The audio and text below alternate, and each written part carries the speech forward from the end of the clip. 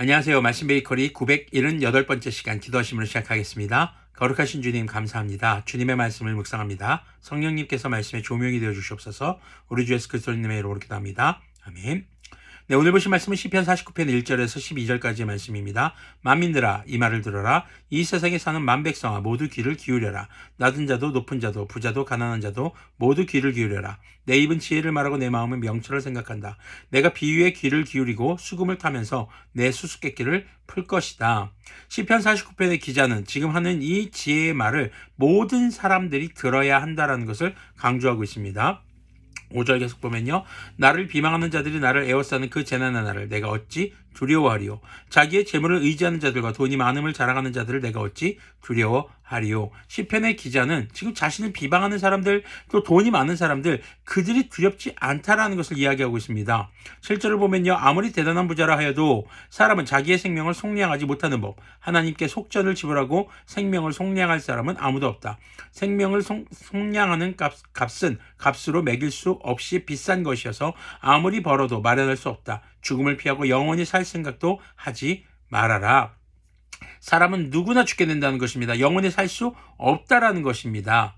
다만 이 땅에서의 죽음이 그렇다는 것이죠. 근데 우리에게 지금 중요한 것은 이 땅에서의 죽음 뒤에 영원한 생명이냐 영원한 죽음이냐, 바로 그것이 이 속량, 바로 죄에 대한 대가를 지불하는 것이 문제인 것입니다. 아무리 돈이 많아도, 평생 아무리 돈을 많이 벌어도, 요즘에 뭐 정말 경제적 가치에 대해서 많이 어떤 큰 노동을 하지 않고 많이 버는 것에 굉장히 지금 혈안이 되어 있는 세대로 볼 수 있겠죠. 뭐 비트코인이라든가 여러 가지 주식이라든가 여러 가지 펀드라든가 뭐 재테크, 이런 걸 통해서 아무리 돈을 많이 벌어도 생명을 구할 수는 없다라는 것입니다. 왜냐하면 생명은 주님의 권한이기 때문입니다. 결국에는 돈이 아무리 많아도 죽음을 피할 수 없고, 또 주님 앞에 생명을 구원받을 수도 없는 것임을 강조하고 있습니다.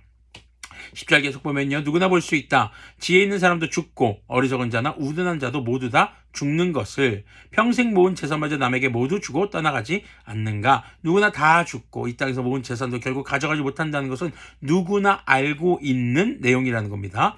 사람들이 땅을 차지하여 제 이름으로 등기를 해두었어도 그들의 영원한 집, 그들이 영원히 머물 곳은 오직 무덤뿐이다. 자, 오늘날에도 정말 이 집 살려고 얼마나 애를 쓰고 있습니까? 그런데 그 집을 내 이름으로 등기를 하고 정말 내 소유로 만들어도 결국 그것은 내 것이 아니라는 겁니다.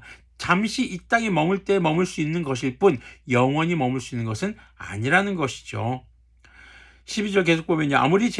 사람이 아무리 제 아무리 영화를 누린다 해도 죽음을 피할 수는 없으니 미련한 짐승과 같다.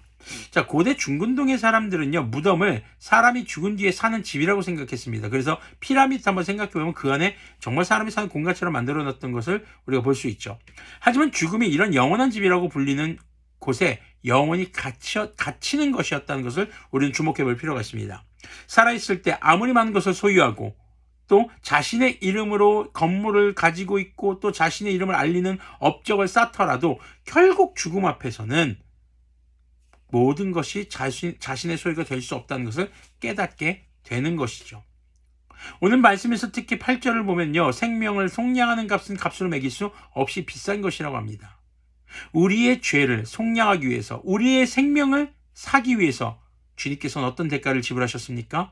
바로 하나밖에 없는 외아드님 예수님의 생명을, 예수님 자신의 생명을 지불하시고 우리를 사셨죠. 그처럼 우리가 생명을 얻을 수 있는 방법은 우리로서는 없습니다. 예수님의 생명의 희생 말고는 없다는 것이죠. 우리는요, 오늘 말씀을 통해서 죽음 앞에 이렇게 한없이 약한 존재들인 것을 인정해야 됩니다. 모든 생명의 창조자이시며 주관자이신 주님 앞에 우리는 한없이 연약한 존재인 것을 인정하고 고백해야 하는 것이죠. 그것이 주님의 자비를 구하는 겸손한 회개의 시작이 되는 것입니다. 사람들은요, 넘을 수 없는 한계를 만날 때마다 그 한계를 넘으면서 성장해왔고 발전해왔다고 생각합니다. 하지만 그것은 그들만의 착각입니다. 결국 넘을 수 없는 한 가지가 있죠. 죽음인 것입니다. 우리는 하나님 앞에서 생명조차 우리가 무엇을 한다 해도 얻을 수 없는 그런 존재인 것을 기억해야 됩니다. 그렇다는 것은 오늘 우리가 살아있다는 것을 감사할 줄 알아야 합니다. 그리고 이 생명이 진정 가치로운 열매를 맺을 수 있도록 우리는 우리의 삶을 살아가야 할 것입니다. 그리고 마지막으로 진정한 가치로운 삶의 열매는 영원한 생명으로 이어지는 우리 주 예수 그리스도님을 믿는 믿음에서부터 시작된다는 것을 우리는 잊지 않아야 하겠습니다. 기도하겠습니다. 거룩하신 주님 감사합니다. 우리의 생명을 우리가 아무리 많은 것을 소유한다 할지라도 어찌할 수 없는 것임을 고백합니다.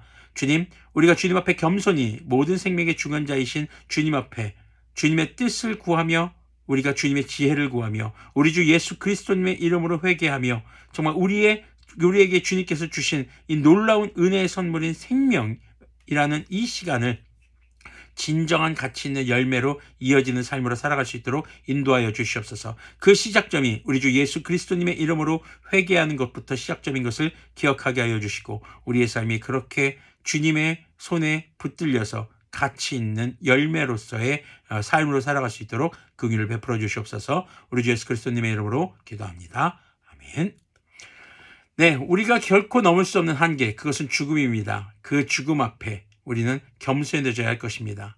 진정한 생명의 주관자이신 주님 앞에 오늘도 겸손하게 주님의 뜻을 구하며 주님의 뜻을 바라며 인도하심을 따라 살아가는 그런 우리들의 삶이 되기를 소망합니다.